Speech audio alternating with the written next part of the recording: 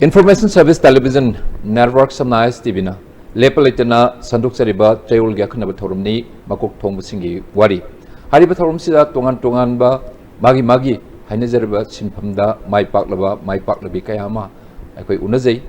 Wari Sazediba Wari Unazaba Matamda Pangakpa Mai Pakpagi Nuariba Wari Kayasina Amuk Akuna relate to Zara have the Ming Tawitu Pure Singing Mapamda Madu Yahonjarba Matunda Kanagumba Mai Pakliba Hiramduda Setningba Natraga Honaning by Yauragadi Henakanaba Madugi Quadigana Maram Chaba Wahai Sindu or Resunu Habisi Equi Tamzeriba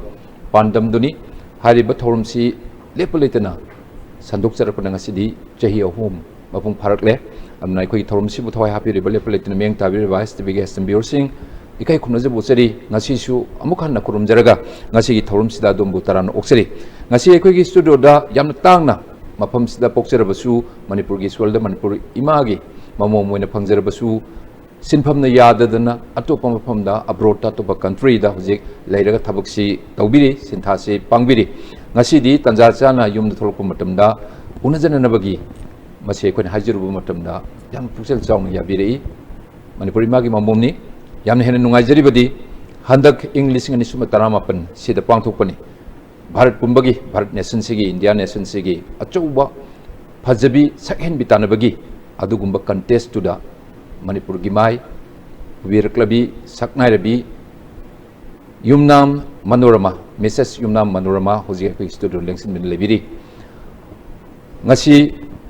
Manorama Gawari Sanazagadori Simaruena Mrs. Qatar International Sin Ahanba subtitle the Mrs. Beautiful Hair Sinani Shuba again Mistress India Art 2019 Haidi Batang no title Ahumsi Hangbangam Labi Saknai Rabi Manipuri Magi Momoni Manorama Ngasi Kui Studio da STB Studio da Lingbirakli Lakpiri Kuna Hajabani Maruina Mai Papagi Wari se Kui Lem na Tazeroi Mai Palabu Matam da STB Makokthongbasingi Warina Matam Kudimakta Hantogna Leje Ngasi Wari Sanazabagi Tanjama Kuna Nizaba Matum Pibirakose Yamarauze Yam Nungajay Adum Kwili Tagasa Pundoxi. Thank you, Mayambu, Mayam, the support of Bibagita Makta, Aduga, Mayam, the support of Bibaduna Maram Oiduna, I Nasi Maxi, Yogazabangam behind Haizak. Manorama, Hozik, Maruni, am cunning is it. Matam Amatada, Siliba, Taurumsi, Masida Punna, Tunganba, Title Mayamsi, Hangbagi Kudong Sabama, Manorama, Pange. You can achieve it. Pange. Karino. What is Mistress India Art 2019? Otherwise, Mrs. Qatar International, Masigi all about Chikarin, overview of the Kambunia. Mrs. India Art say Adiba group na semba handicraft women and children aid saiba asigumba organizations sina Mrs. Ritika Vinay and Vinay Yadava Mokoina founder weraga sinzaba beauty pageant amani ada Mrs. International Qatar sina asigi beauty pageant asida atopa country dagi India na taba India dagi sumayamam yaure plus at the same time atopa country dagi sumayam yaure Dubai dagi UK dagi London dagi Canada dagi Isamak atopa country dagi yaubagi titles tema phangsabani Hari Qatar se represent or line ema Qatar se represent awa maktina chadre adubu audition gumba like agi hawrapham haibitare beauty pageant se dagi hek hawrapham se Qatar dagi tawgibagi Qatar haina adum lawgiba adu aina dum introduce tawzabadi ai Manipur dagi ni haina dum tawzai jamnungai ko sigi proud moment amane because highway ani Manipur is a part of the inevitable part of India ni adugi manung jim sanjaragasu Manipur kana panbirapodo panbi ka habi base se nungajabudi paujilini akoi se Manipuri mu jibagi sauthok sabadu mana panbi ka habi se adum platform du adum forum du ada hojik se sinbiri se abiba group in association with handicapped children and women age ada pangthui ba mafam sidi kadai duno hariba beauty pageant se pangthui se krai wedan Asi hantak ki hogiba 28th of September 2019 ki ITC Hotel Welcome Dwarka Delhi da pangthokiba Delhi pangthokone ba altogether maruina sidi achamba pageant nattabani na hoji habiri duni from across the country laktori state mayamama aduga atopa country sin yauri hai abroad tagi participants contenders kayam chi sui Akoi contestant punna 30 sujay do ani contestant ani di show up tawar tabagi akoi punna 28 of us akoi compete tong say sige beauty pageant sida. Kamay to yi ba yi phajabi tan re ni. Manorama isa si sumba makhalgi pageant ma mamang de beauty in napi beauty pageant na hairam ni na phajadabadi yar roeba. Ado Manorama gi wenni isa si taseng kind of sida palliba beauty have terms masi isada madugi potential quality whatever phajaba habasi yawe ni isana phajana madu explore tobo ngamabra khangabra duga Manorama na beauty habasi kari ne define to Beauty have say aigi wakal dadi aigi motadi in my opinion mapantong gi phasaba se na chadi haizaningi aigi inner beauty it's more important aigi confidence aigi passion aigi determination asi se ai isamak ta laire haina khanjaba matamda I'm beautifully inside mapantong da phazadraba su like I'm confidently beauty inside asi se asigumba personality se like tartadi you can shine mapantong gi di makeup or dress or you can dress up but manunggi di akoina paint tawba sangba yaba nattabanina inner beauty is very much important adubudi hainedina beauty is truth beauty in haineje and the phajabagi definition se from your end Manorama gi end gi man thamira pumtu yam nungai ko sigi chagan nabagi entry se hariba makal gi haitare asi pangthoiba abiba group na silliba sigi beauty pageant se karmai toroga masi changhali mo karmai toroga masi khangi kamay apply to we kamay sa asigi se aidi India da like trabani na audition lobdo nungai audition se lahodre aduna face to face interview ma tawre telephonic interview ma tawre plus introductory video ma tawraga smai tawe adubu ate contestant they need to go for audition aduga selected tawraba candidates thing to finalize oira kanda see you are the finalist and allowed to adu plus at the same time ahan the say online registration hana tawe online registration na tawra matung da moi screen tawra kana finalize oina ohele adu hariba sigi pattern myam se masi telephonic interview ma tawre ka haiba audition ma tawre ka haiba adu magi system je si tawku matam na panda leba hai si in person wena present oiba yadabagi khudong sadabam di mayuk nari ne ba Manorama gi oina su ado adai matam du daida moina piri ba khudong chaba singje privileges myam se madu kamai to na do karina karigino ina ya hajar kanda hoji Manorama ga wari sar si singam ba sti viewer singing ado so da aspirant mayam yaudori mapanda le bu yauni mari matal le bu yauni masa mak su apply tong ngani india manung le si well and good yare mapanda le bu sing du chang pu matam da hoji pudi online registration to bu na habiri do kitang kop na doida detachment do tang habiu tauri ba makalgi magi audition do kari no I hate like online registration say mogi deadline date before and like now you can register for this pageant haina asigi tha mari manga watli kandi let's say approximately tha manga wali ngai degi tha mari wali ngai degi online registration se open tawrani again akoina registration se tawraba matungda akoi gi contact detail pirani contact details se da pau phauna bagi aduga yamna nungai ba haibamna moigi su aigi su convenient time piba aigi di time difference leibani na aina leiba maphamga india ga se time difference leibani na mo request tawrakanda aigi cc matamda hange adu like if you are free in this time adu asmai tawrakanda pau se phaunare adu online registration tawre tawzarba matungda moina contact tawraba matungda now you have registered for this beauty pageant adu akoi kaino telephonic round ama you to see your communication skills haiba ama lae adu pare asigi date se fix tawraba matungda they wanted to see if I can speak well or if I wanted to convey my message kay gina have the it's all over the country mayam lakpanina english se tum darkar haiba orak panina sumaina ma tawre adu tawraba matungda matam khara pire anytime sort out awegi adu matungda face to face interview mong tawre face to face interview to wai so hire cc matamda if you are convenient we can do face to face interview ꯇꯧꯕꯤꯌꯨ ꯍꯥꯏꯕ ꯑꯃ ꯀꯩꯒꯤꯅꯣꯗ ꯑꯩꯗꯤ audition ꯆꯠꯍꯧꯗꯕꯅꯤꯅ ꯑꯗꯨ ꯑꯩꯁꯨ ꯍꯥꯏꯔꯦ ꯁꯤꯒꯤ ꯃꯇꯝꯗ ꯑꯩꯒꯤ ꯑꯣꯐ ꯂꯩꯔꯦ ꯑꯩꯒꯤ ꯄꯨꯡꯒꯤ ꯃꯇꯝꯗ ꯁꯤꯅꯤ ꯏꯟꯗꯤꯌꯥꯒꯤ ꯃꯇꯝꯗ ꯁꯤꯅꯤ ꯍꯥꯏꯔ ꯁꯤ ꯃꯇꯝꯁꯤꯗ ꯄꯪꯆꯨꯋꯦꯂꯤꯇꯤꯁꯨ ꯌꯥꯝ ꯃꯔꯨ ꯑꯣꯏꯕꯅꯤꯅ ꯁꯤꯒꯤ ꯃꯇꯝꯗ ꯐꯦꯁ ꯇꯨ ꯐꯦꯁ ꯏꯟꯇꯔꯚ꯭ꯌꯨ ꯇꯧꯔꯁꯦ ꯍꯥꯏꯔꯒ ꯏꯟꯇꯔꯚ꯭ꯌꯨꯁꯦ ꯍꯪꯉꯦ ꯑꯗꯨꯗ ꯀ꯭ꯋꯦꯁꯟ 7-9 ꯑꯃꯨꯛ ꯍꯪꯉꯦ ꯑꯗꯨ ꯍꯪꯉꯕ ꯃꯇꯨꯡꯗ okay wait for some time ꯑꯗꯨ ꯍꯥꯏꯔ ꯃꯇꯨꯡꯗ ꯃꯇꯝ ꯈꯔ ꯂꯩꯔꯀꯥꯟꯗ ꯑꯃꯨꯛ ꯃꯦꯜ ꯂꯥꯛꯑꯦ ꯃꯦꯜ ꯕꯦꯛ ꯇꯧꯔꯒ you are already finalise you are shortlisted ꯑꯗꯨꯒ ꯃꯇꯨꯡꯗ ꯑꯃꯨꯛ ꯄ꯭ꯔꯣꯒ꯭ꯔꯥꯝꯒꯤ ꯅꯠꯇ꯭ꯔꯒ ꯄꯦꯖꯦꯟꯠꯀꯤ ꯏꯟ ꯗꯤꯇꯦꯜꯁ ꯃꯌꯥꯝꯗꯣ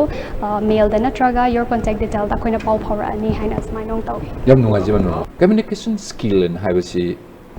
ꯑꯩꯈꯣꯏ ꯂꯤꯇꯔꯦꯠ ꯑꯣꯏꯗꯦ ꯑꯩꯈꯣꯏ ꯍꯩꯇꯦ ꯈꯪꯗꯦ ꯍꯥꯏꯕꯗꯤ ꯅꯠꯇꯕ ꯉꯥꯡꯕ ꯁꯛꯄꯒꯤ ꯍꯩꯊꯣꯏ ꯁꯤꯡꯊꯣꯏꯕ ꯐꯖꯕ ꯋꯦꯜ ꯕ꯭ꯔꯁ ꯑꯣꯏꯕ ꯁꯤꯗꯤ ꯇꯣꯉꯥꯟꯕ ꯑꯃꯅꯤ ꯁꯤꯒꯁꯨ ꯇꯝꯅꯔꯤ ꯄꯣꯠꯅꯦꯕ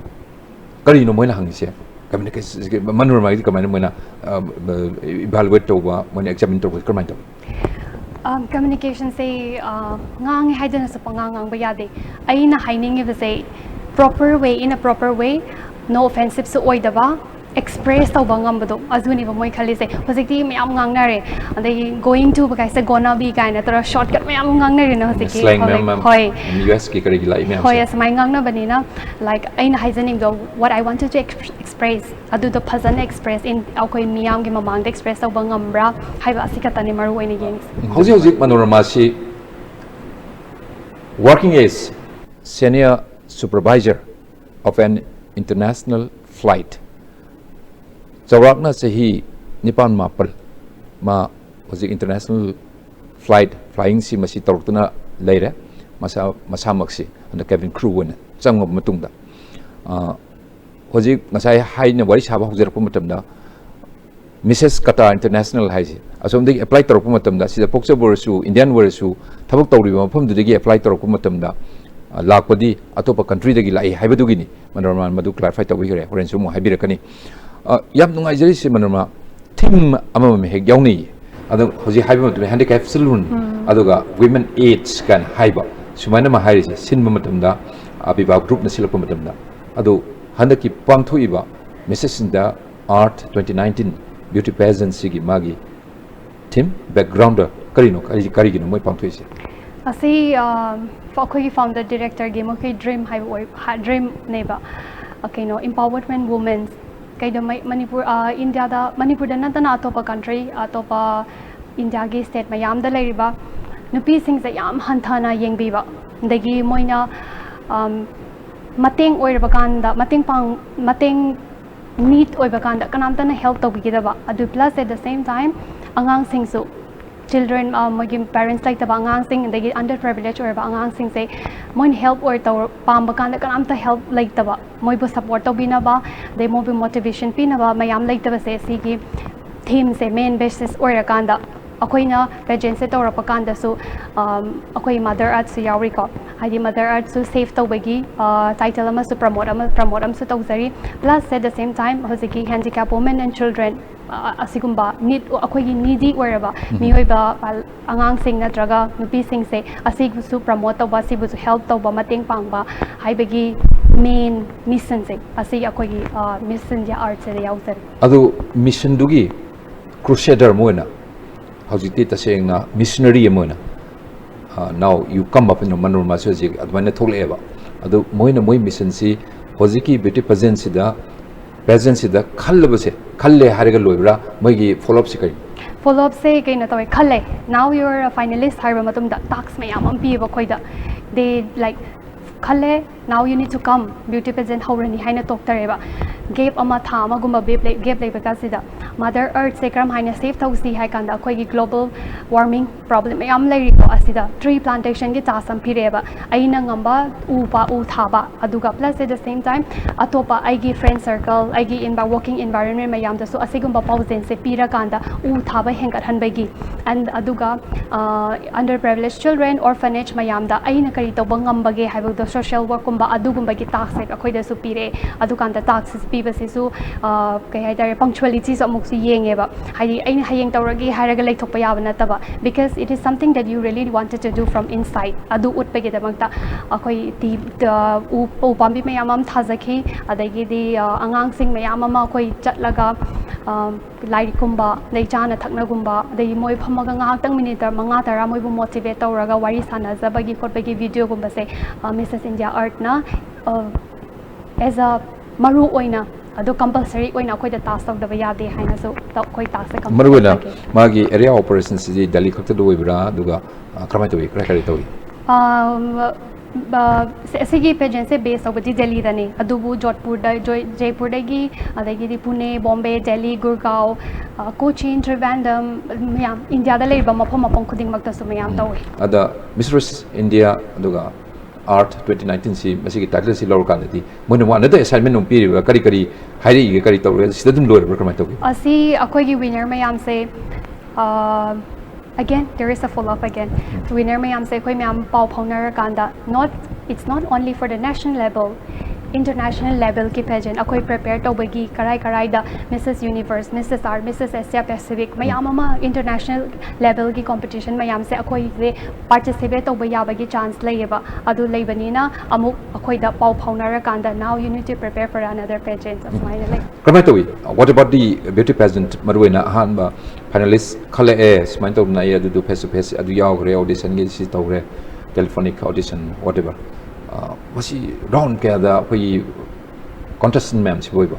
thingna hali compete ta holi kamai towi adu aigi maruina lakmin driba counterpart ma'am si tuan mafam dagi ni phajai no loi lakna duini na manorama adu kamai togi ai matang adu gi du atang brief to biro kamai to akhoi se the round se miyam mai han bada akhoi se talent round ma include tore talent round se su 1 minute 30 second asigi manung da talent round akhoi na lezaba talent se perform tawgadame adi matung da fitness akhoi kyam fit ori haiba sigi fitness round ma yaure the introduction round ma yaure traditional round se no icham chamna traditional round nacha deba eco friendly oiba akhoi na setari ba traditional round se eco friendly reusable oiba pot singa sara kanda akhoi gi state to go represent tawbagi traditional ma yaure duga plus last da akhoi gi contestant punna mayam se degi akhoi 15 top 15 khankala kanda question answer ama yaure adu matungda finalize crowning se ama yausai isagi confidence I am coming ise aduga tugi very confidence to laknaba hotna ki ba mayam do for instance rem chalaka doini aduna maruina fitness ka haibasi isasi kam fit wai ge si kramai to monitor to ni kamai ba luri no ko dadi khangja na swagi technicalities mayam ma adu kramai na to I have to manamra bi wina atei du nataba isagi no ta habi fitness round marwin ahan boina panjage fitness round say mi khara di gym chatne adagidi mi khara yoga chatne asi mi ki apamba ne haiba tare me as a person I'm not really active gym da chalaga punkhai ma chen ba kha to ai di khara wa sai aduna yoga tawraga adai meditation tawraga ai body flexibility aduga body tone up tawbege samai tawraga yoga program chachai plus at the same time ai gi flight to pyraga hala kana wa bagi asigi routine say day and night dagidi matam se adjust tawna bo hotna rakpani na cha ba se yam phajana cha da ba ya deba diet control khara tawre aduga su beauty pageant ama ori banina saksu phajata ba ya da banina like skin care gumba su khara like help take care tawsai talent rounds di kari uli talent round say I say painting tawzagen tawzarame I say class 12 over fine arts laurame duga landscape se hojik pau badum paint tawzai yamna extraordinary na trata su landscape se dum khara haizari ba basic is right there yeah oi aroba subject oirak panina aduga moina time limit pirak se 1 minute 30 second pirak panina complete tawba singam dareba aduna ise kai tawsige khala kanda isei sakpazu haitagum to aduna ise jagoi sarage haina khalleba dai jagoi sabasu professional tamina ungsu haitare aduna is mu isai je khale kai isai je da tausige chana ba se haidi manipur da tar so there are other people yeng ba ya banina amaga su chana ba them ama khan ba se da mu khalle adu kanda isai je khalor kanda jagoi se kamai sa je ki hai kal jagoi sa ba so hai banat ta banina isana choreograph tawraga jagoi se dum sagre adu yamna nungai ba mana khoi gi talent round gi just say khoi 10 of them they just adu admai oi kan se da loiraba matungda just amana oh you did very well ana samaina haina kaina appreciate tawirameba aina khanse oh like ai sa ithandana choreograph se tawjare isai ju khanjare kain have the aina manipur da na India da leram tar di ai ju help to have do ma I would have asked it but I mapanda lebanina ithanda ibanina I need to do by myself adu tawraba matungda kananom na someone is appreciating me adu dugi ai do samaina have appreciate tawramba dugi yam harausai sakribi sei sabi jagoi gi mongdo tena line amani dang thabi jagoi sei kaino tawe katangdi judgmental oi gadra haina di khanjai ko adubu mayam ga compete tawnarakpanina adum like it fits there I do belly dancing da mashallah I be say da belly dancing mati ama tawzaki yamno ko sigi similare ado hari se somna kan da kitang changchen bo isei makhal amane ba dugi sufi gi kare gi yaw do similare adagi mung lakningi traditional now here comes the question in the traditional rounds la pu matam di haibi matam da sai haibi matam da yamna akhoi gi ojaba environment yam maroina eco friend oibana yam phasan tamji sinei adu sigi eco friendly oiba traditional gi masigi dressmaking is not so easy I think admai khalin kramai tawi adu designers kanano kanana kramai simi karma makalgi eco friendly oiba Manorama gi sakes designer say mayamna so hena thoidok hena khanari ba wangkai gi mantri phi asidagi aina laga hairaga ai do aithanda chatkadabanina I need to prepare by myself kanam to help yaugdabanina khara khitang su laiba phajaba su oiba eco friendly su oiba smaina sembiyo haina mana sembire ada phane ka phigadi ekhoi gi maitai gi phi se adum ore ko aduga phi sida ai am pamjagi ba hai tardi khamba thobi gi phi se khamba thobi gi statue se egi phi se yaurammeba ai am pamjagi ba yam kai hai yam thamoina pamjagi ba daga head gear se akhoi gi silk oinari ba kukun se asina sema kan head gear se asi sem ge ba earring se ka pair up tawrakanda adu aina explain tawakanda su ai gi phi aina injury ba phi se khamba thoibi akhoi gi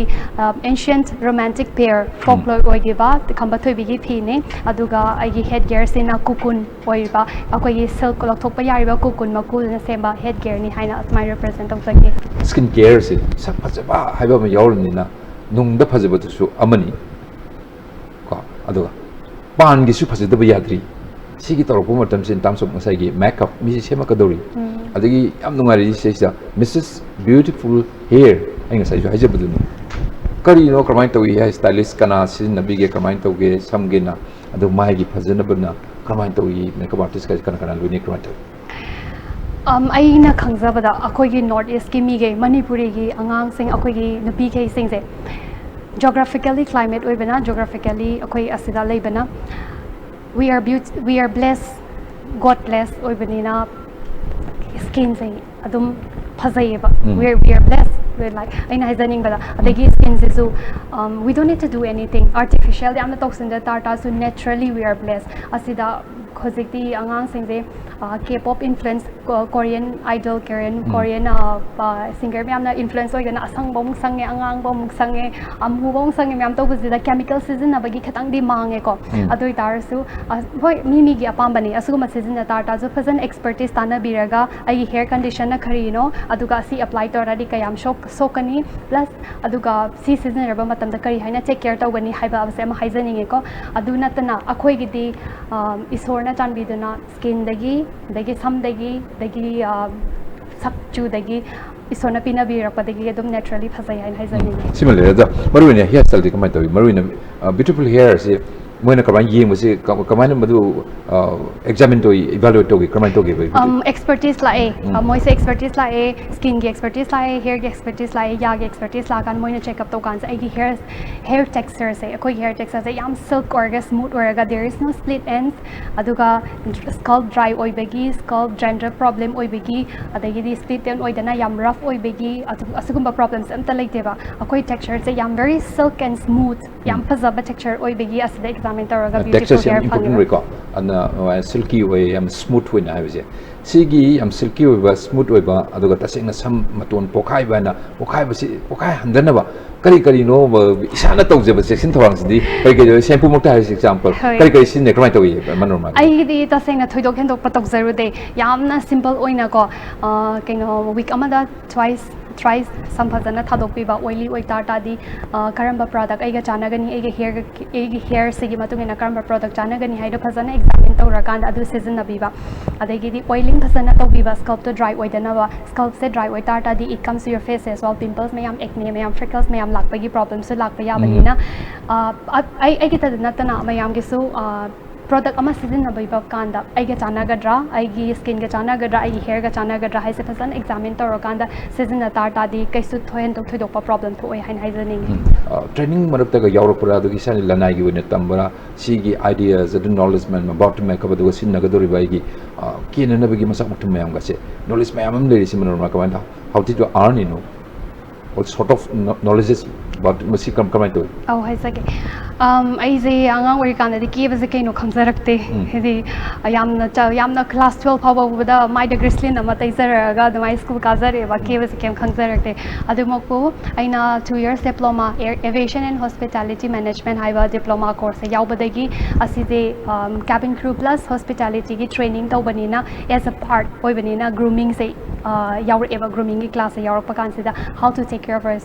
of our skin cleansing toner moisturizer adigi correct foundation sizinaba adigi pisum sizinaba pisum kamai yekani adai blush kamai thagani haibegi basic foundation basic makeup kai haitar knowledge te asi tambireba asi tambirakpani asi tambire adui matung di generation change taropagi matungina highlighter hape adigi hojik di contouring tawre mayam se dum YouTube ta mayam phaubanina adu basic foundation basic education haitar basic knowledge se legi banina adum matam go chana ba adaptation tawra makeup se dum tongsa dan nungai je sima maramdi isa je self sika maru re khrabno aduga mioi basna tamda su loiba khamba nai banate tamage na khalba satun commitment to lerbadi mi se 5 in 1 10 in 1 adum oiba ya doine ba Manorama gi sigi expertise ai tare sigi ahen knowledge myam se laina ba hona ba leiba thagacharini ada hojik then comes to ngasai yam maru ba swaidani yam hani ngasai grand finale changa ko gi swaida selected 15 contenders in which question and answer round lay nai swagi area sidani Manorama da dugi kudong thiba natraga nungai taba kind of doubt laibiramroi even though laiba myam su yenga competition is competition kaisi okoi komthokpa yade dana ana kainoma phangge kainoma chip tawgin ta lai inina kamai tawi sigi round Sigiron se taseng harganda nervous oi ko doi tar so at the same time I confidence I have the full confidence that I can do it have say I side and the kanzaraga ko plus I sincerity aina masigi beauty presence se join to group se karino have sincerity se asina I push forward tawrakanda question answer round oi how tawpa matam da su mayam do matang hangraganda I'm still nervous I question kay lakan I have se khanba kanda doi tar so I need to cool down I need to be calm and composed and I wakan say prepare tawrakanda I question say phasana dum khomai panel juristically aduga hangai ba wahang si Manorama kari tai hangai ba wahang say laibak am phai haina haizaninge aina khomning ba aina aigi wakhanda laizaba questions simak aingonda hange pre condition to leba hoi asi kamai to gese da just akoi to pupuna 12 of them moina just over consider aigi turn lak ba consider moina aingonda hang consider what would be the question that the judge would like to ask aina question da aingonda oina throw oina toksare eba adagi ai say ngakang si khale kai question se khummaga aigi perfect aigi answer se perfect oigani have sing ngakang di khalle ko adu khalla kanda is just Ina, thank you for the question, Harakanda. I would like to talk. You like to ask me about the women empowerment because the main reason why I have joined this pageant is all about that. Haraga, What do women empowerment say, according to you? According to me, women empowerment have to say, I need to stand up for myself. If I'm not unable to stand up for myself, how I'm going to help other people? Women empowerment say, I isa the to ibe say. I get a clip chagadameva. Kanaka kanda lepi bagi mo. I sada to ibe say I need to stand up for myself. Asi aina I get the makta lepcha ba ngamma ba matungda. I give family the kanagumba amagi help darkar oi batardi adu help to biba. Family the help to biba matungda I give walking environment. I give society. I give nation. Adagi I give adu maina matang ama na ama bu help to narakanda. Mayamna hainariba men and women are equal haibe say asi oirakadameba probably men and women are equal and high adumakpu aina usabakanda asi khara makhai di wat libra haina khanjai Malin win in pigi position kramai le aina sum ai masigi maram se yam henna thoyok henna khangjare habegi wana te ko adumaku aina ngasi bogda thengna jarak pa ujarak pa do kitang share tawjage Europeans, American, British, Canadian, adagi di Australian, moi mayam sing say yamna straightforward, very open-minded. Moi na pamib do adum haidok pangameba. Akhoi gi India ga Manipur ga di kitang conservative oi banina nubi amana katang haidok ning da say. Hai sira, hai roi sira, hai ragana kari khai bira kani mi myamna, hai ragana kari tawgani hai bagi wakhan se yamna lei banina phongdok pa se ingam deba. Adubu atopa nation gi mi singli aina chumadi why I need to be fair aina chumadi I need to stand up haibagi mogi open minded say aduga yam strong oiba confidence say layeba asi leiba say akhoi gi India da oirasu Manipur da oirasu asigumba confidence sing say pusat haninge kai gi no haibada akhoi gi maitai sing say pallakanda we are very hard working akhoi atopa nationality ge isna yenga pakanda akhoi se yam thagat pieba man north east ki mi adai Manipur gi mi sing se yam thagat leba adu thagat pasi asi thagat pase akhoi phaba gi thagat lineba akhoi phai haibe se Manipur da natana India da natana atopa mafam sing da zu udhaningeba aduna ai gi sai thanda ai gi damakta lepcha ba haibe se you stand up for yourself haibe se amaru oina oise haina khanjani yan nungai ji hojik beauty pageant si marwena koina khangbu matam dadi yum pandriba inka charak libi masam to heta chakholabi nupi singi weba si adai de yam focus tormen hojikti yum palaba nupi adusu adudagi hendoktana working women mayam ji saru ya ba yaraba makhalgi sigi beauty pageant ga sile sigi silapase sigi transition hongai ba haitare makhal si Manorama kamai phawi kari no moya swadi yam kana target toriba khogi moi yam yening yam explore to ning area se kari orin ba kai khali aigi motadi luhongaba matungda su aigi talent aigi phajaba aigi compassion uthokningai gi platform ama pibibam thoe luhongringai mamang dadi you're still free single ori banina ko adu luhongaba matung dadi yum gi family gi dagi children singi responsibilities to mayam la e haidana yum dagi mapan thok handeba aigi engonda leriba talent aina uthok chaningma adagi di aigi haizaning iba opinion share tawning ba mayam se phutoktana haidoktana adum ka yum manungda luhonga bani harga namsilaga thambagi culture ma view ama uzayeba adu asi se sigi barrier say cross tawraga even though you are married you are still beautiful you are still talented adu asigumba talent oiba beautiful oibe say you need to show up haibegi platform ama mayam na pibi raktana hojik nupi lohoba mayam sing na participate tawri say yam na thagat chani hain jam nungai Manorama here comes the crowning round la edana mi traunga si tawnari muknari question answer round hangnari khumnari kamai tore crowning round sigi lauthorokwa side the labor excitement sala power crowning say aina khumgribe answer dugi matung inadi I'm so confident aido aigi jaga ma gi position ama hoi aigi jaga ma gi position ama lady haibasidi isana khanjaraga karai da no haibagi excitement si dum layeba adu Mrs. India khoi gi pageant gi theme se category se haibatare ko classic dagi regular adagi MS in India art haiba category category se sahi da khaibra kari au chahi da khai se classic se na 39 to above oiba mi singi group tama chan kare dukan da 39 below married women singi na amuk regular da chin kare adukan da MS India category hasna single mother adagi di separated oiba adagi di international oiba asesi gi amuk group amuk category ahum thongna khaidu okan da crowning se runners up first runner up second runners up aduga winner haina asamaina khaidu ai abisa group tu dang hapedang panbir I say MS in MS Mrs. India art sigi winner oin oisabani and pange ne lokthorokdo adai the power adan just retrospective ne adan ningjimu moment to phabiu hojiksu nungai biu dugi that very excitement to my thong da makalam kamai to gi dan tamde it was a dream come true aduga su adugi mathakta aina mayamda chenjaningi ba pausel women empowerment adagi aina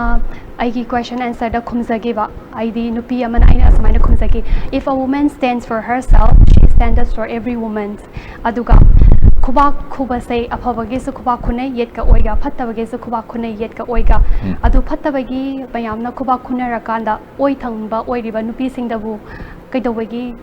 blame tawbirino haina asigi statement se haizaki answer da adu aina crown se phangaba matungda aina mayamda deliver tawninga message to deliver tawrubagi achievement phangzabani haina igi thamoida khansa 참 누가지 시기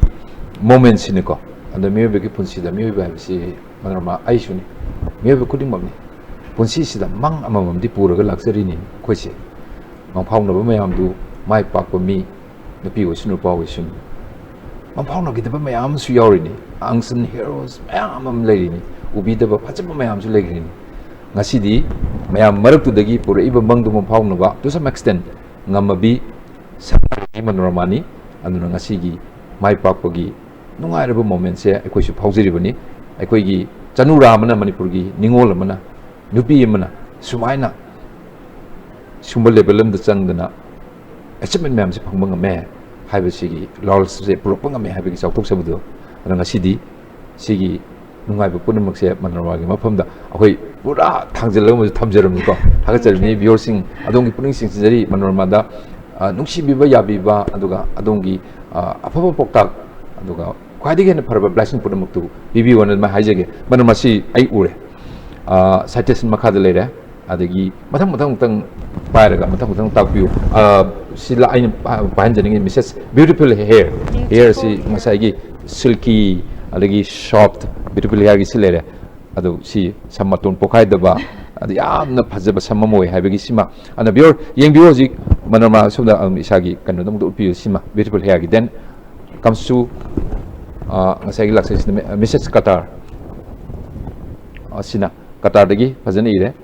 Mrs. Qatar 2019 then comes to Ataga winner gi session se kena taw kitang soi haibagi pipirak do courier taw bare ha se ti yora ni ataga sigina keno akoi participator be finalist or bagi se Mrs. India Art finalist 2019 habibudo yaur ani cos moi gi site soijabani adu moi thalani korea thagre yaur ani adu site sing yam tanga matang tang tang piro si yam tang moment ni yeng joge Asina kenogi MS category winner oi gi bagi certificates ataga asina piro Mrs. Qatar oina phangi bagi certificate ataga Sing is believing ana dasina phangai basing se usu saningi aduga maram chaba sing duni ko asina Mrs. Beautiful Hair gi certificate yang nungaji si lere aduga hosi crown si ani nei nu uzeri se amana khara pikpa ama achobu crown se masa si karman karigin Matasina aigi subtitle phangtagi ba Mrs. Beautiful Hair aduga to view beautiful hair damti jeng jege hajo me am duni so ladies and gentlemen aje akhoi gi nusi jarba pure sing so Manorama is right here Delhi da ITC da koral pangthok matamda leigiba phajabaduni nu phajabasi chapchan leri si beautiful hair gi si gi title si phangbagi crown ni sima then comes to aduma lokthok piraga asil na beautiful hair ga Mrs. Qatar gagi kino shashka crown ga aduga sima di dum permanent ore wari sablo diba no pira dum ne khapase no aduga sina no no to piu winner of the MS category Mrs. India Art ki crown isina so congratulations adum tang upiu thank you katang di heavy way se heavy way nanda dana friend loiba dum upiu dum phajo mangal re yan ngaje so Manorama Yumnam Manorama hojik ngasidi akhoi irakta pau unage phangje ponte dubu lakpi dina lengbirakna high tv gi studio lengsin bedna hojik pure singi mang makta da wari sabi tanjadu phangjare aduga nungai ba aduga isada leiriba thajaba haibase ni mioi khudin maksi mai pakna bi lambi da changba matamda achauba support masi khwadi chauba support akoi gi mechanism ma haragadi thajaba sini Manorama gi mafam da thajaba si am chaung leiri si thajaba si leibina manmurga ngasi gi mai pakpogi wari si libirei Manorama yam nungai je adu aina punumaksi wari sablor matungda aina kharadang lakchiningi se Manorama si isagi pokham si kadai dano aduga alaman pamung ima library bra isin nau kaya no sigi details se family background se sim tu lojege Okay, sige. Ay giming Yumnam Manorama apopana Yumnam Tombishna hazik session kota head bench ka koina laizari ay gi apopina Yumnam Romita Devi Central Post Office ki staff oina laizari aduga khoi chinna khoi ahum aina ahan aduga inaw ni pa aninga ay gi Ipaw na pa ani. brother ani amaga ay gi hek mathang sina Yumnam Herojit hazik M.Com loiraga LLB tawzari aduga ay gi inaw ni pa aton bana Yumnam Tarun Kesor ma hazik Trivandrum University da Evolution Ecology hariba subject area sida PhD tawzari adu di chamre jai pokphum sina ai Manorama gi yum sina kodong pokpi mamang laikai kadong pokpi mamang lakai Imphal West natra sima Manorama sima lere ada khangni de na hoji unani da adu karma tamam unani si tamam tabudi unagi ni tongan title me am pur lakni adu thajab do ko thamjari aisa gi schooling ni krai tori schooling se 10 daina nursery daina 10 boba akhoi maitram da laiba Ajad English School maitram makha da 10 boba loizara kanda 11 12 na Kanan Devi da tawzari Kanan Devi Memorial pangai ki se asigi matung da 12 ki exam se hek thaba loirama kanda exam result haidoktre kanda Guwahati da 2 years diploma wasigi AHA haina khangnaba aviation and hospitality management asida tawna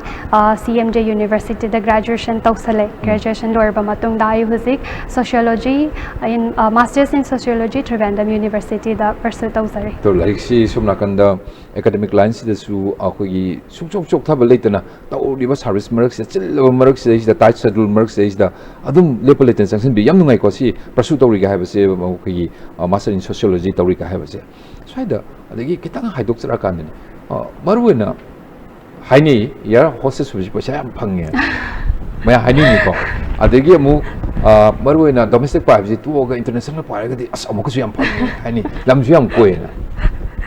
the life of an air hostess in haidai cabin crew kramai to si kari no moi life si kramai to air hostess duga cabin crew say both advantages and disadvantages like say miyam give you the advantages say karini hai kanda I have seen all the places I have seen 7 wonders of the world I have got the privilege to interact with other nationalities in the world makoi gi culture makoi gi jinjak adagi makoi gi wakhalon asi share tawagi expose ama phange aduga miyamna uiba kanda air hostess yam luxury life ta ui haina su khanjei ko ai wakhanda celebrity gi matung da cabin crew bag tagi ore shoes tagi ore makeup tagi ore akoina sum mapam chatluba dagi leizarakpani na mayam u kanda o cabin crew they are living a very luxurious life haibagi wakhalon se si puiba madubu background haiba oi background da oi betar tardi we still struggling akoi su thabak ama profession ama oi banina tauri banina akoi su dum thabak to we are a waiter we are a cleaner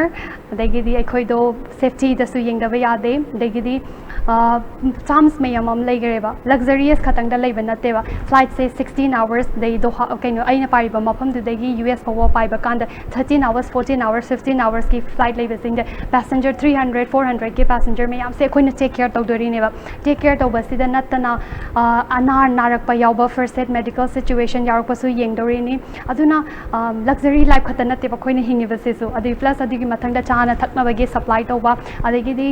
laboratories mayam toilet mayam haiba tare ko adusu hygienic oidaba yadabagi adusu check tawba adagi light yarak tare sit yarak tare adugi yengbagi engineers oiba so koi ji kai haini loi sure haiba tare hoi nurse su oire engineering su oire adagi di safety jasu asmai yengdaba su yadre ade her kaino mayam haina kan food and beverage ki so som da yaure asi mayam ama yagil kai haini am it's difficult at the end luxurious life or na mayam ubi tata so still it's very difficult aduga mayam na sum yengna bakanda mapan da leibani nupi na mapan da thabak tawbani moi di hotel da leirabani na you don't know haibagi wrong perception se yam punayeba adu aina haizaning badi it's still a profession mayam na khangnariba doctor engineer se asmaina mayam na important launariba asmaina cabin crew so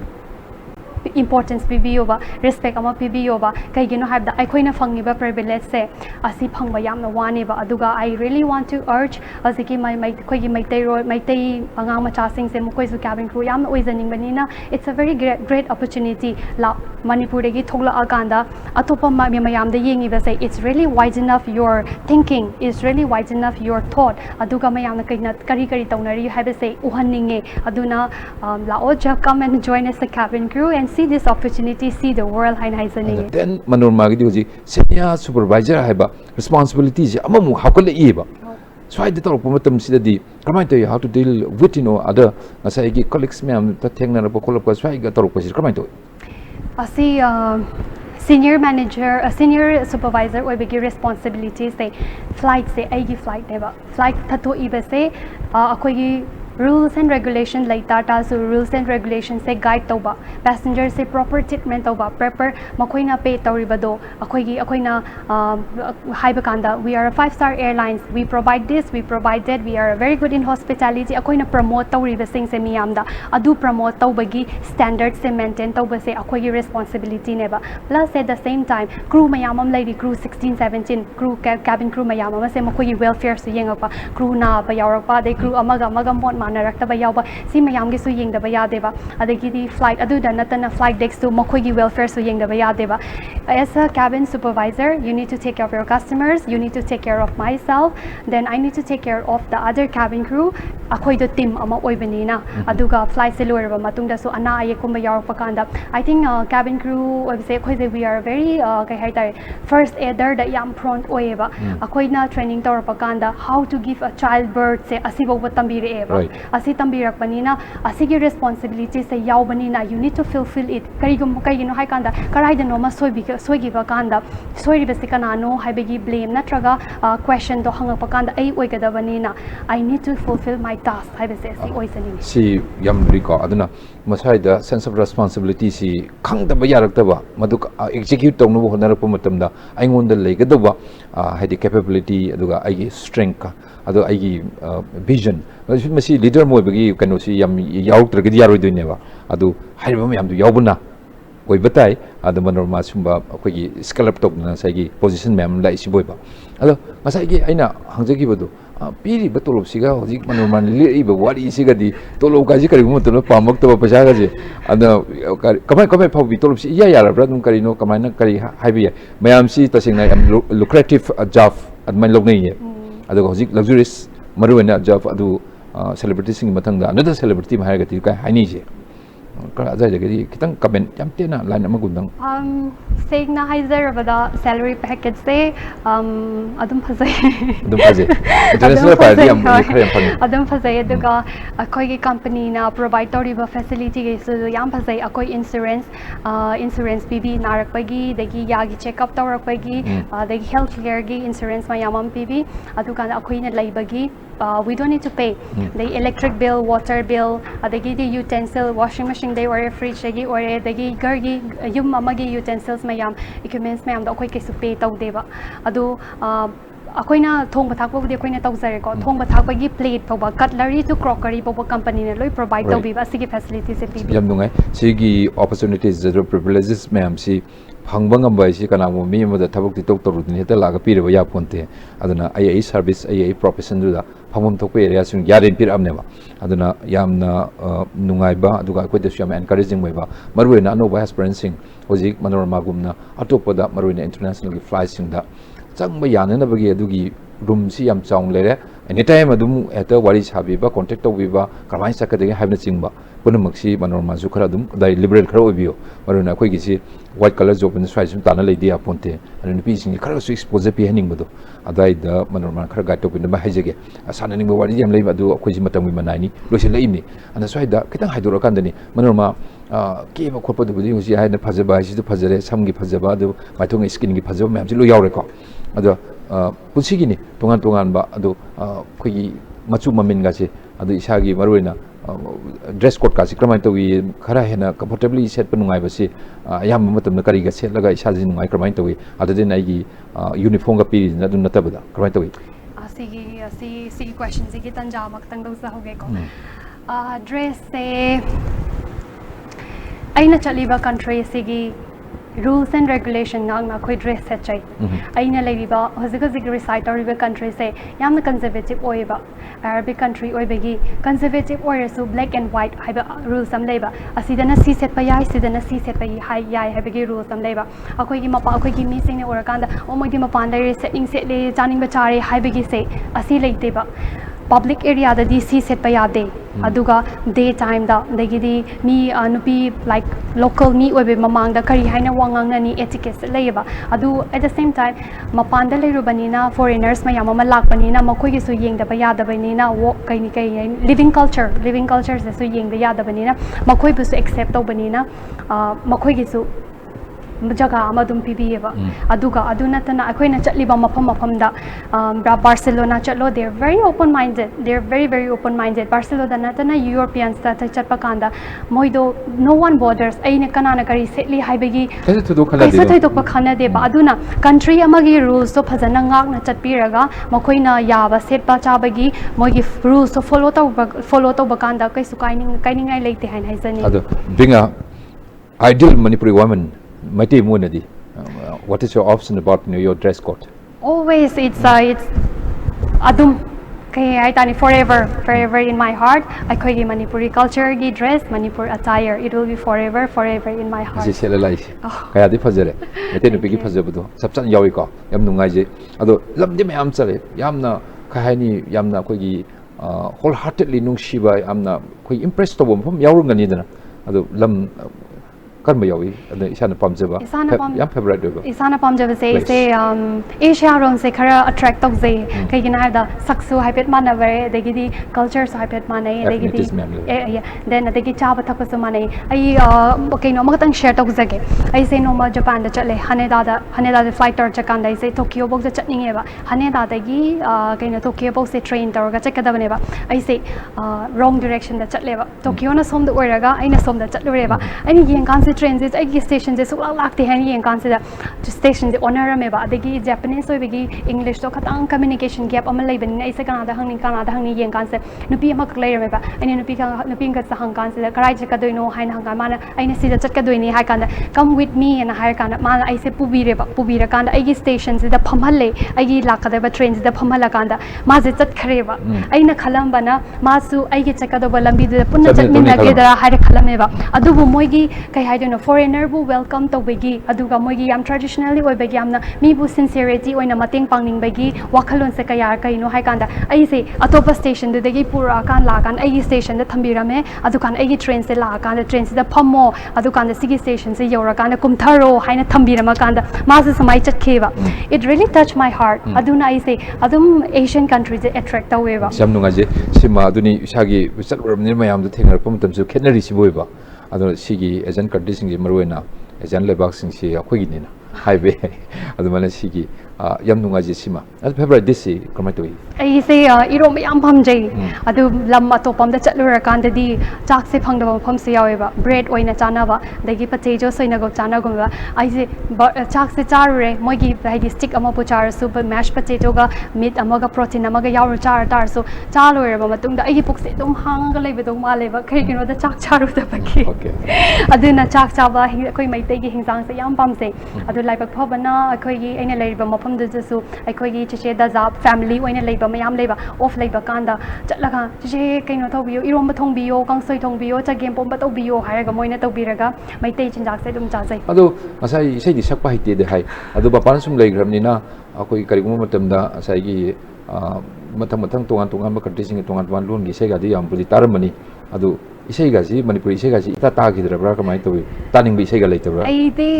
YouTube yenga su ko mai tai da khoi gi kari ano ba kai sai thoi adagi kai sai kari tawi have se dum yeng sai ba aduna atopa lam gi sai ta za tar su mai tai ya khoi mai tai gi oi ba isai se dum ta zai yam nungai je do ngasi si Manorama gi chup mai pakpagi tanja amani adugi tanja si lawru su wari sajari ni aduga isai chu pambi yengbi kana haibisi amuka su nungai laptop train khalini an thamoi singji thamoi gi nukshi mari sing loi naksanana lamdam sig leirin phaurin ko ado kadu wisu laptop ko doino natra ado ꯅꯨꯡꯉꯥꯏꯕ ꯐꯣꯡꯗꯣꯛꯄꯒꯤ ꯇꯥꯟꯖꯥꯁꯤ ꯂꯧꯔꯒ ꯏꯁꯩ ꯅꯨꯡꯉꯥꯏꯕ ꯑꯃꯇꯪ ꯊꯥꯔꯒꯦ ꯀꯔꯤ ꯏꯁꯩ ꯇꯥꯕꯤꯅꯤꯡꯉꯤ ꯑꯝꯇ ꯍꯥꯏꯕꯤꯌꯨ 이세이제 런비르 타우나기 이세이제 아둠 마이기 컬렉션제 아둠 따자이 ꯃꯌꯦꯛꯇꯤ ꯍꯥꯏꯕꯤꯕ ꯉꯝꯗ꯭ꯔꯦ ꯃꯌꯦꯛꯁꯦ ꯃꯥꯏ ꯏꯁꯩꯁꯦ ꯃꯌꯥꯝ ꯌꯥꯝꯃꯟꯒꯤ ꯄꯥꯝꯃꯟꯒꯤꯗꯅ ꯑꯗꯨꯝ ꯂꯣꯏꯅ ꯑꯦꯅꯤ ꯔꯟꯕꯤꯔ ꯊꯧꯅꯥ ꯏꯁꯩ ꯊꯥꯔ ꯌꯥꯔꯦ ꯑꯣꯀꯦ ꯁꯤ ꯍꯧꯖꯤꯛ ꯕꯤꯌꯔꯁ ꯑꯩ ꯑꯗꯣꯝꯒꯤ ꯄꯨꯛꯅꯤꯡ ꯆꯤꯡꯁꯤꯟꯖꯔꯤ ꯃꯅꯣꯔꯃꯥꯁꯨ ꯑꯩꯈꯣꯏꯒꯨꯝꯕꯅꯤ ꯆꯞ ꯃꯥꯟꯅꯩ ꯑꯩꯈꯣꯏꯅꯤ ꯑꯩꯈꯣꯏꯒꯤ ꯏꯔꯛꯇ ꯂꯩꯕꯅꯤ ꯍꯤꯡꯃꯤꯟꯅꯕꯅꯤ ꯆꯥꯎꯃꯤꯟꯅꯕꯅꯤ ꯑꯗꯣ ꯂꯥꯞꯅ ꯂꯩꯔꯦ ꯃꯥ ꯀꯩꯁꯨ ꯊꯣꯏꯗꯣꯛꯇꯦ ꯑꯩꯈꯣꯏ ꯂꯝꯗꯝꯁꯤꯕꯨ ꯅꯨꯡꯁꯤꯕ ꯂꯝꯗꯝꯁꯤꯒꯤ ꯏꯁꯩꯕꯨ ꯅꯨꯡꯁꯤꯕ ꯄꯥꯝꯖꯕꯒꯁꯨ ꯑꯗꯨꯝ ꯀꯔꯤꯝ ꯃꯥꯡꯗꯅ ꯂꯩꯔꯝꯃꯤ ꯁꯤꯅꯗꯅ ꯔꯟꯕꯤꯔ ꯊꯧꯅꯥꯅ ꯁꯛꯄ ꯏꯁꯩ ꯃꯧ ꯊꯥꯔꯗꯤ ꯌꯥꯔꯦ ꯍꯥꯏ ꯔꯟꯕꯤꯔ ꯊꯧꯅꯥꯒꯤ ꯐꯖꯔꯕ ꯏꯁꯩ ꯑꯃꯇꯪ ꯉꯁꯤ ꯃꯅꯣꯔꯃꯥꯒꯤ ꯃꯥꯏ ꯄꯥꯛꯄꯒꯤ ꯃꯣꯃꯦꯟꯠꯁꯤꯗ ꯑꯥꯏ ꯑꯦꯁ ꯇꯤꯚꯤꯅ ꯇꯝꯖꯕ ꯉꯝꯕ ꯈꯨꯗꯣꯜ ꯍꯥꯏꯖꯕ ꯇꯥꯔꯦ ꯏꯁꯩꯁꯤ ꯂꯧꯈꯠꯆꯒꯦ ꯃꯅꯣꯔꯃꯥꯒꯤ ꯃꯐꯝꯗ ꯈꯨꯗꯣꯜ ꯇꯝꯖꯒꯦ ꯀꯠꯆꯒꯦ ꯃꯥꯏ ꯄꯥꯛꯄꯒꯤ ꯅꯨꯡꯉꯥꯏꯕ ꯐꯣꯡꯗꯣꯛꯃꯤꯟꯅꯁꯤ Ngamlani kanna lapkrabi nangidama ay kaplaro yinglaroy kanna chatkrabi nangidama ay kaplaro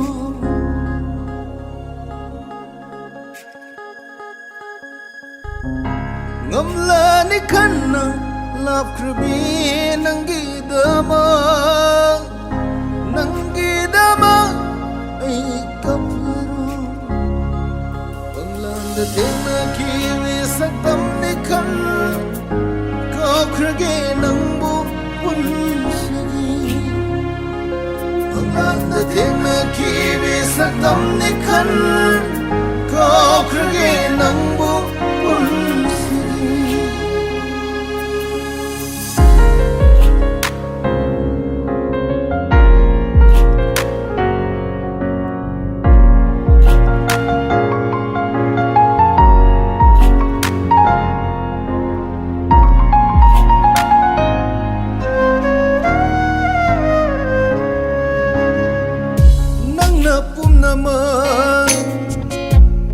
Basu aigi Shinglaroy ngasidi May chakhe na ba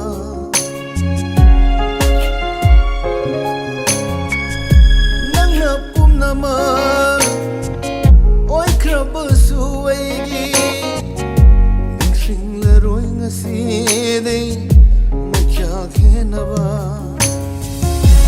Ajabatam na krabasu Nang Krage jetna thamoy gi kanungda hajaba thamna krabasu nang ai lochin krage jetna thamoy gi kanungda manglanda thengna kiwi saktam ne khan kau krage nangbu Manorama ꯃꯤꯒꯤ ꯏꯁꯩꯁꯤꯗ ꯀꯃꯥꯏꯅ ꯇꯧꯏ 이세이제 still refreshing 아둠 ꯇꯥꯀꯥꯟꯗ ꯑꯗꯨꯝ ꯅꯨꯡꯉꯥꯏꯕ ꯄꯣꯛꯆꯩ ꯂꯦꯞꯇꯅ ꯇꯥꯕꯤꯌꯨ ꯑꯗꯨꯒ ꯑꯩꯈꯣꯏꯒꯤ ꯃꯅꯤꯄꯨꯔꯤ ꯑꯃ ꯑꯣꯏꯕꯒꯤ ꯍꯥꯏꯇꯥꯔꯦ ꯑꯩꯈꯣꯏꯒꯤ ꯃꯅꯤꯄꯨꯔꯤꯅꯦꯁ ꯑꯗꯨꯒ ꯃꯅꯤꯄꯨꯔꯤ ꯏꯊꯣꯁ ꯃꯅꯤꯄꯨꯔꯤ ꯀꯜꯆꯔ ꯄꯨꯝꯅꯃꯛꯁꯤ ꯃꯥꯡꯍꯟꯕꯤꯒꯅꯨ ꯑꯗꯨ ꯃꯅꯤꯄꯨꯔꯤ ꯑꯃꯒꯤ ꯆꯥꯎꯊꯣꯛꯆꯕꯗꯨ ꯃꯇꯝ ꯄꯨꯝꯅꯃꯛꯇ as long as ꯑꯗꯨꯒꯤ ꯐꯥꯎꯕꯤꯌꯨ ꯍꯥꯏꯗꯅ ꯑꯗꯨꯃꯥꯏꯅ ꯊꯝꯖꯒꯦ ꯑꯗꯣ ꯉꯁꯤꯁꯦ ꯏꯁꯥꯒꯤ ꯆꯤꯜꯂꯕ ꯃꯇꯝ ꯌꯥꯝ ꯇꯦꯟꯅ ꯊꯣꯛꯂꯛꯄꯅꯤ ꯁꯤꯒꯤ ꯃꯅꯨꯡꯗ ꯑꯥꯏ ꯑꯦꯁ ꯇꯤ ꯕꯤꯖꯤꯅꯦꯁꯃꯦꯟꯅ ꯑꯦꯄ꯭ꯔꯣꯆ ꯇꯧꯖꯔꯛꯄ ꯃꯇꯝꯗ ꯌꯥꯕꯤꯕ ꯋꯥꯔꯤ ꯋꯥꯇꯥꯏ ꯁꯥꯕꯤ ꯈꯨꯗꯣꯡꯆꯥꯕ ꯄꯤꯕꯤꯕ ꯃꯅꯣꯔꯃꯥ ꯉꯝꯈꯩ ꯊꯥꯒꯠꯆꯕ ꯐꯣꯡꯗꯣꯛꯆꯔꯤ ꯇꯨꯡꯗ ꯂꯥꯛꯀꯗꯧꯔꯤꯕ ꯄꯨꯟꯁꯤꯒꯤ ꯇꯥꯡꯀꯛ ꯈꯨꯗꯤꯡꯃꯛꯇ ꯍꯣꯠꯅꯒꯦ ꯍꯥꯏꯗꯅ ꯑꯗꯨꯒ ꯐꯪꯉꯒꯦ ꯀꯥꯏꯅ ꯈꯟꯕ ꯍꯤꯔꯝ ꯈꯨꯗꯤꯡꯃꯛꯇ ꯃꯥꯏ ꯄꯥꯛꯄꯒꯤ ꯑꯅꯧꯕ ꯋꯥꯔꯤ ꯃꯌꯥꯝ ꯑꯃ ꯃꯗꯨ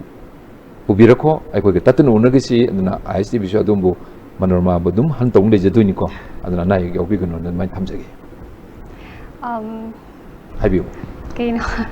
ꯂꯣꯏꯁꯤꯜꯂꯛꯄ ꯇꯥꯟꯖꯥꯁꯤꯗ ꯃꯅꯣꯔꯃꯥꯒꯤ ꯃꯤꯌꯥꯝꯗ ꯊꯝꯕꯤꯅꯤꯡꯕ ꯋꯥꯐꯝ ꯊꯝꯕꯤꯌꯨ ꯑꯥꯏ ꯑꯦꯁ ꯇꯤ ꯕꯤꯕꯨ ꯌꯦꯡꯕꯤꯔꯤꯕ ꯃꯌꯥꯝꯁꯤꯡ ꯑꯩꯒꯤ ꯃꯥꯏꯀꯩꯗꯒꯤ ꯁꯣꯏꯈꯤꯕ ꯉꯥꯡꯈꯤꯕ ꯌꯥꯎꯔꯕꯁꯨ ꯉꯥꯛꯄꯤꯌꯨ ꯑꯗꯨꯒ ꯁꯦꯝꯗꯣꯛꯅꯤꯡꯕ ꯆꯨꯝꯊꯣꯛꯅꯤꯡꯕ ꯌꯥꯎꯔꯕꯁꯨ ꯍꯥꯏꯕꯤꯌꯨ ꯃꯌꯥꯝꯒꯤ ꯑꯣꯄꯤꯅꯤꯌꯟ ꯑꯩ ꯇꯔꯥꯝꯅ ꯑꯣꯛꯆꯔꯤ ꯌꯥꯝ ꯅꯨꯡꯉꯥꯏꯖꯩ ꯃꯅꯣꯔꯃꯥꯒꯤ ꯊꯃꯣꯏ ꯁꯦꯡꯕ ꯋꯥꯍꯩ ꯂꯥꯏꯟ ꯈꯔꯁꯤꯒ ꯂꯣꯏꯅꯅ ꯉꯁꯤꯒꯤꯗꯤ ꯃꯇꯥꯡ ꯑꯁꯤꯗ ꯁꯟꯗꯣꯛꯆꯔꯤꯕ ꯃꯀꯣꯛꯊꯣꯡꯕꯁꯤꯡꯒꯤ ꯋꯥꯔꯤ ꯊꯧꯔꯝꯁꯤ ꯂꯣꯏꯁꯤꯟꯖꯔꯦ ꯃꯤꯠꯌꯦꯡ ꯇꯥꯕꯤꯔꯤꯕ ꯚꯤꯌꯔꯁꯤꯡ ꯑꯔꯣꯏꯕ ꯑꯣꯏꯅ ꯑꯃꯨꯛꯀ ꯍꯟꯅ